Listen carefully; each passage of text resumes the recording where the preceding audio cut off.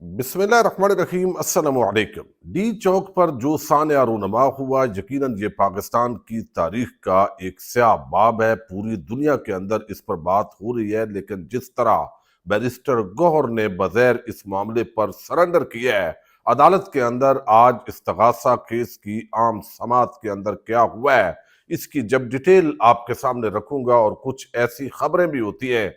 جب وہ آپ کے سامنے رکھی جائیں تو بہت سارے لوگ اس پر پریشان بھی ہوتے ہیں۔ بہرحال وہ خبر ہوتی ہے، اس لیے آپ کے سامنے رکھنی ضروری ہوتی ہے۔ تو آج عدالت کا ایک تو معاملہ آپ کے سامنے رکھنا ہے، اور دوسرا آپ نے دیکھا کہ 190 ملین پاؤنڈ جج صاحب نے آج اس کا فیصلہ سنانا تھا، اور پھر کہا گیا کہ ابھی جج صاحب یہ فیصلہ نہیں سنائیں گے، اور واقعتاً انہوں نے آج فیصلہ تو نہیں سنایا، لیکن اس کی فیصلے کے حوالے سے جو انہوں نے آج کہا ہے عدالت کے اندر وہ بھی آپ کے سامنے رکھنا ہے۔ یو اے ای کے اندر جو ہے وہ پاکستانی جو جرائم کے اندر ملوث پائے گئے ہیں ان کے پاکستانی پاسپورٹ بلاک کرنے کے حوالے سے وزارت داخلہ کی اندر سے ایک خبر ہے۔ یہ بڑی افسوسناک خبر ہے، اس کی کچھ ڈیٹیل رکھنی بھی ضروری ہے، چونکہ ہماری جو بڑی تعداد ہے، بلکہ جو سب سے زیادہ تعداد پاکستانیوں کی ہے، وہ دو ملکوں کے اندر ہے، یو اے ای اور سعودی عربیہ۔ اس کے اندر جو لوگ بغیر کچھ جرائم کے اندر ملوث ہوتے ہیں، یہ جو کام شروع ہوا ہے یہ بڑا ہی عجیب ہے جو اس حکومت کے اندر ہوا ہے۔ اس پہ تھوڑی ہم پہلے بات کریں گے، امید ہے ویڈیو آپ سماعت کریں گے اور اپنے قیمتی فیڈ بیک کے ذریعے اس فائر وال کو توڑنے میں مدد کریں گے جو اس چینل پر لگائی گئی ہے۔ اچھا، خبر یہ ہے کہ حکومت پاکستان نے بیرون ملک، خاص طور پر متحدہ عرب امارات یو اے ای میں مجرمانہ سرگرمیوں میں ملوث اپنے شہریوں کے خلاف سخت رویہ اپنایا ہے اور سنگین جرائم میں قید پاکستانیوں کے پاسپورٹ بلاک کیے۔ حکومت نے متحدہ عرب امارات میں مختلف سنگین جرائم میں قید پاکستانیوں کے پاسپورٹ اور اس وقت قید تقریباً 4700 پاکستانی شہریوں کے پاسپورٹ غیر فعال کر دیے گئے۔ یہ کارروائی متحدہ عرب امارات کے حکام کی جانب سے مختلف جرائم میں سزا پانے والے 5292 پاکستانی شہریوں سے متعلق تفصیلی رپورٹس کے بعد کی گئی ہے۔ اچھا، پھر وہ کہتے ہیں ان میں سے 2470 افراد ان کو منشیات سے متعلق جرائم کے اندر سزا سنائی گئی ہے، جبکہ 100 کو دھوکہ دہی اور جنسی طور پر ہراساں کرنے کے مقدمات سے منسلک کیا گیا تھا۔ مزید برآں جنوری چوری کے جرم کے اندر قید 704 اور قتل اور ڈکیٹی کے جرم میں 216 پاکستانیوں کے پاسپورٹ بھی منسوخ کر دیا گیا ہے۔ مزید یہ کہ متحدہ عرب امارات میں غیر قانونی طور پر مقیم 375 پاکستانی شہریوں کے پاسپورٹ منسوخ کر دیے گئے۔ اچھا، یہ ہم دیکھ رہے ہیں چونکہ یو اے ای کا جو ویزا ہے اس وقت وہ بھی بڑا پاکستانیوں کے لیے مشکل ہے، وہ وزٹ ویزا ہو یا ورک ویزا ہو۔ اس سے پہلے جو کمپنیز تھی وہ وہاں پہ بنائی جاتی تھی، بنا کے پھر اس کے ویزے الاؤ ہوتے تھے، اور بے شک کام نہیں ہوتا تھا، اس کو فری لانس ویزے کی ٹرم یوز کی جاتی ہے، اور ایکچول وہ جو ہے کہیں بھی کام کر سکتے تھے۔ حکومت جو ہے اس کو زیادہ یعنی نظر انداز ہی کرتی تھی۔ لیکن پھر جو ہے میں ایک بات آپ کو بتاؤں، یہاں پہ نا ایک بڑی ہمارے جو صحافی حضرات ہیں ان کے اندر بھی بڑی غلط فہمی ہے، اور انہوں نے اس کو بڑی ہوا دی ہے۔ یعنی یہ جو بھی جرائم ہے نا، یہ ایسی بات نہیں ہے کہ ان جرائم میں صرف پاکستانی ملوث ہیں، مختلف نیشنلٹیز کے لوگ بڑے بڑے جرائم کر رہے ہیں۔ اور جو میں آپ کو بتاؤں، ہمارے چونکہ دوست ممالک ہیں کچھ، ایک ہمارا ہمسایہ بڑا دوست ملک ہے، یعنی جو پہاڑوں سے بھی اونچی جس کی دوستی ہے پاکستان کے ساتھ، اس کے لوگ وہاں پہ آن لائن سب سے زیادہ فراڈ کے اندر جو ہے عموماً ملوث پائے جاتے ہیں۔ سی آئی ڈی کئی دفعہ ان کے پیچھے ہوتی ہے، اور وہ پھر نیا جو ہے وہ کام کر جاتے ہیں۔ تو کسی بھی ملک کے اندر جرائم بھی ہوتے ہیں، اس کی حوصلہ شکنی ہونی چاہیے۔ جب آلریڈی یو اے ای گورنمنٹ ان کو سزا دے چکی ہے بھائی، یا وہ ان کو ڈیپورٹ کر دے گی،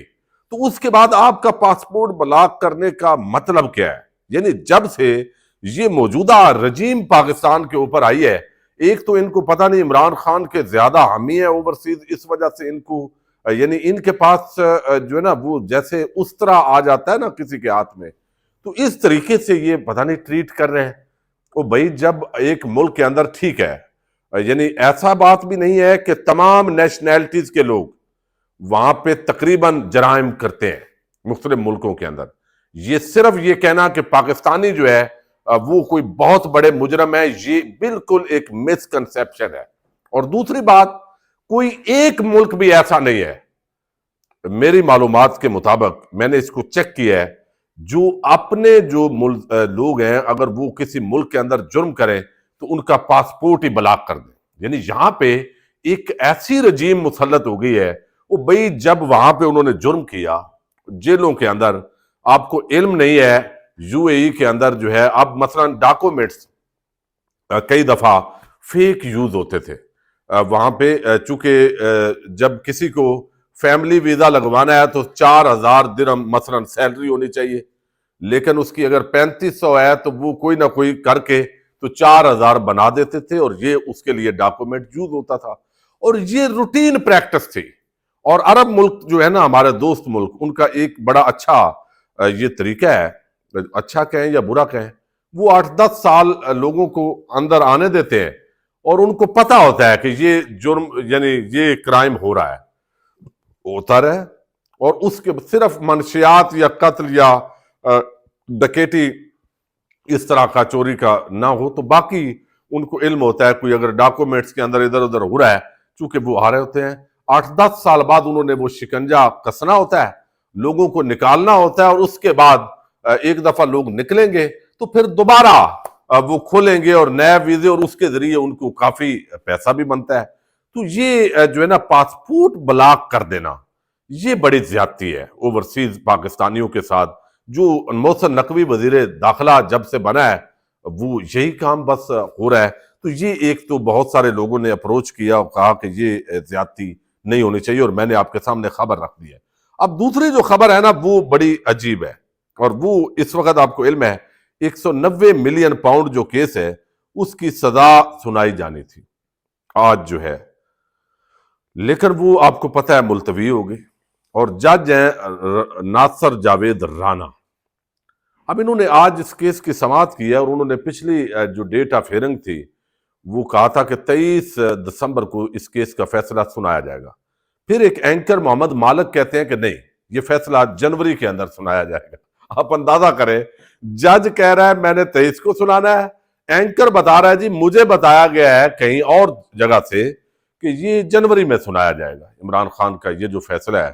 تو پھر بالآخر جو جج ہیں انہوں نے بھی کل 5 بجے عدالت نے بتایا ہاں وہ بات تو صحیح ہے، چننے اور مننے کی بات صحیح ہے۔ تو پھر وہ انہوں نے جو ہے وہ بتایا ہے کہ اب یہ آج انہوں نے جو بات کی ہے نا، انہوں نے کہا جی خالد یوسف چودھری ہیں عمران خان کے وکیل، ان کو کہا ہے کہ میں ابھی فیصلہ لکھ رہا ہوں، آج فیصلہ نہیں سنایا جائے گا، چھٹیاں بھی آ گئی ہیں، پھر لاہور میں ایک ٹریننگ بھی ہے، اس لیے فیصلے کے لیے نئی تاریخ جو ہے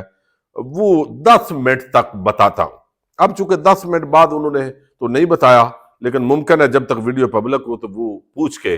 کہیں سے، یعنی ایسا ایک تاثر بل گیا بدقسمتی سے کہ ججز نے بھی پوچھنا ہوتا ہے۔ سکندر سلطان راجہ صاحب چیف الیکشن کمشنر سے،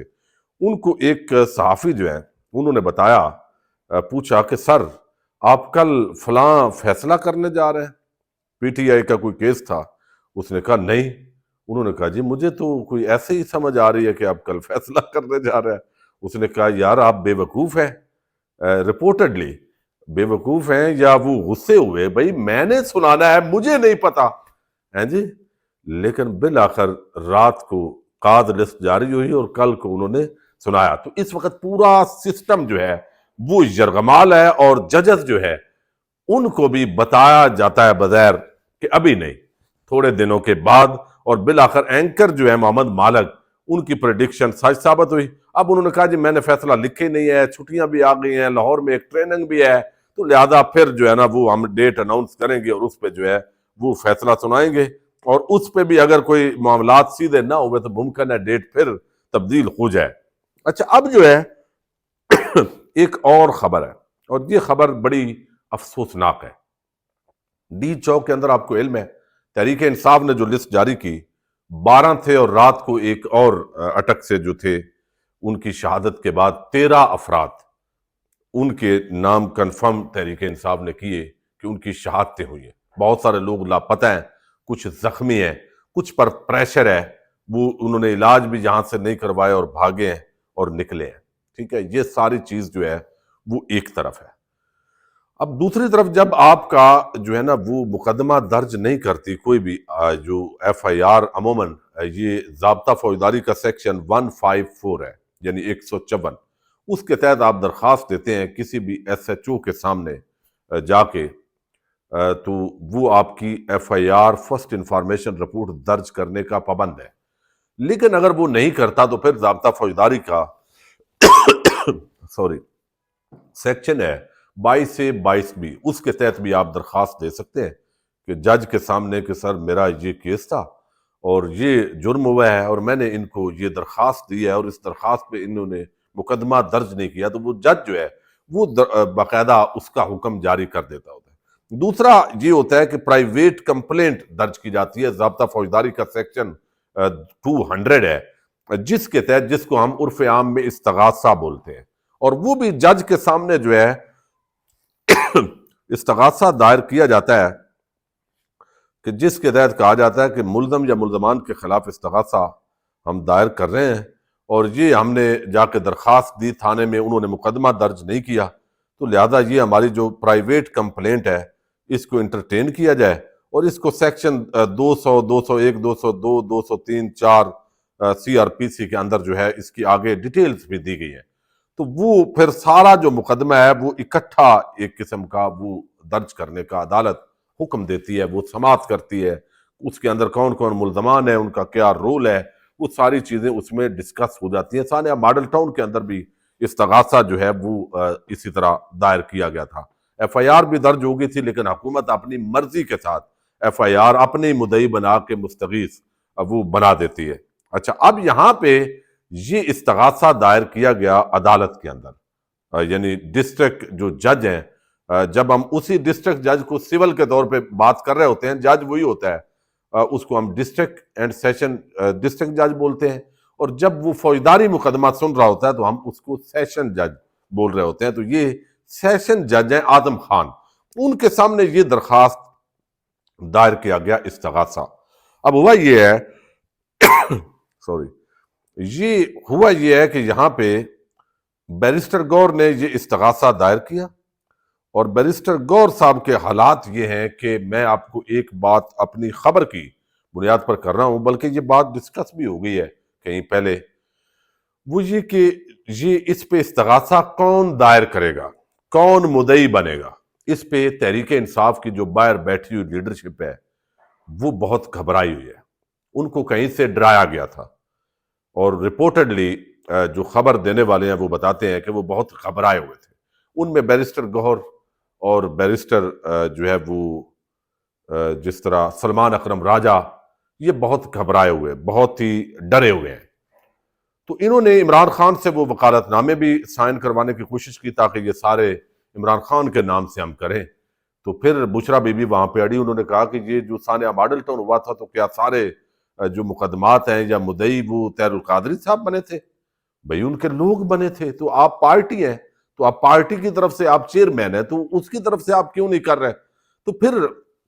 وہ بیرسٹر گور صاحب نے کر تو دی وہ درخواست استغاثہ کی، لیکن اس کی پیروی نہیں کی۔ کچھ لوگ کہیں گے نہیں یہ حکمت عملی ہے، ابھی انصاف ملنا نہیں ہے، تاخیر ہے، نہیں، یہ جتنا آپ اگریشن کے ساتھ جتنے زیادہ لوگ عدالت میں پہنچتے، ابھی نیا جو ہے یہ سانحہ ڈی چوک ہوا ہے، تو اگر ابھی آپ اس طریقے سے نہیں اٹھیں گے، پریشر بلڈ نہیں کرتے، تو بعد میں کیا ہوتا ہے، ججز خود پریشرائز ہیں، اور وہ دباؤ اگر نہ بڑھے تو پھر آپ کا وہ انصاف آپ کو نہیں ملنا ہوتا۔ پہلے بھی انصاف کی امیدیں کم ہیں، تو مزید جو ہے وہ آپ کیسے انصاف لیں گے؟ تو اب یہاں پہ جو ہے وہ ابتدائی جو سماعت ہوئی بیرسٹر گور کی جانب سے وزیر اعظم شہباز شریف کے خلاف 26 نومبر کے تناظر میں یہ کرمنل کارروائی کے لیے استغاثہ دائر کیا گیا۔ 13 دسمبر سے 23 دسمبر یہ سارا کچھ ہوا ہے۔ آج 15 جنوری جو ہے وہ اس کی آگے تاریخ پڑ گئی ہے۔ بظاہر پی ٹی آئی جو ہے وہ اس کیس کو آگے نہیں چلانا چاہتی، اب معاملہ یہ ہے کہ بیرسٹر گور صاحب نے 26 نومبر کے تناظر میں کریمنل کارروائی کے لیے استغاثہ دائر کیا. 13 دسمبر سے 23 دسمبر وہ اب اس کی تاریخ پڑی. آج 23 دسمبر آیا اور استغاثہ میں ابتدائی جو بیان کنندہ ہے اس دن بھی پہلی تاریخ پر بیرسٹر گور لیٹ پہنچے، اور لیٹ پہنچ کے اب جو ہے ایک مرتبہ پھر آج بیرسٹر گور صاحب لیٹ پہنچے، تاخیر سے پہنچے، اور پھر اس کی سماعت ملتوی ہو گئی ہے. اب ایک طرف آپ یعنی کیا ان شہداء کا آپ سودا کرنے جا رہے ہیں، یا وہ ماجرا کیا ہے؟ مذاکرات اپنی جگہ ہیں، نکلنا اس سے ہے کچھ نہیں، اور آپ کو ٹرک کی بتی کے پیچھے لگا کے آپ عمران خان کو جو بھی کہانی سنائیں گے وہ بھی اس کو دیکھیں گے. لیکن اب استغاثہ میں ابتدائی بیان کنندہ کا ریکارڈ بیان ہونا ہوتا ہے، بیان ریکارڈ ہونا ہوتا ہے جو جس نے شکایت درج کروائی ہے. 13 دسمبر کے لیے عدالت نے کیس رکھا، بیرسٹر گور تاخیر سے پہنچے، بیان ریکارڈ نہیں ہوا. آج بھی کیس کال ہوا، بیرسٹر گور موجود نہیں تھے. عدالت نے آئندہ کے لیے 15 جنوری کی تاریخ رکھ دی ہے، بیرسٹر گور صاحب نہیں تھے. پھر لیٹ جو ہے وہ پہنچنا، کچھ وکیل وہاں پہ تھوڑے بہت جس طرح آپ دیکھ رہے ہیں، تو یہ ایک بڑا کمپرومائز ہے، یہ بہت بڑا سرنڈر ہے. یہ عمران خان نے یہ مقدمہ جو ہے وہ دائر کرنے کے حوالے سے چیئرمین پارٹی کو ہدایت کی. یہ ڈرے ہوئے ہیں، سہمے ہوئے ہیں. بھئی آپ کمپرومائز کہیں جو کہیں، ٹرم وہ میں نہیں کہتا، لیکن یہ ضرور ہے کہ ان بیچاروں کو بہت ڈرایا گیا ہے اور یہ بہت ڈرے ہوئے ہیں. یہ پوچھ کے جاتے ہیں.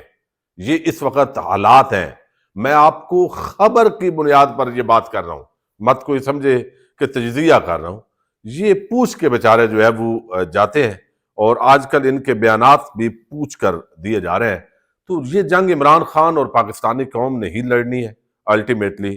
ان لوگوں کی بساط سے شاید یہ چیزیں زیادہ ہو گئی. پاکستان زندہ باد.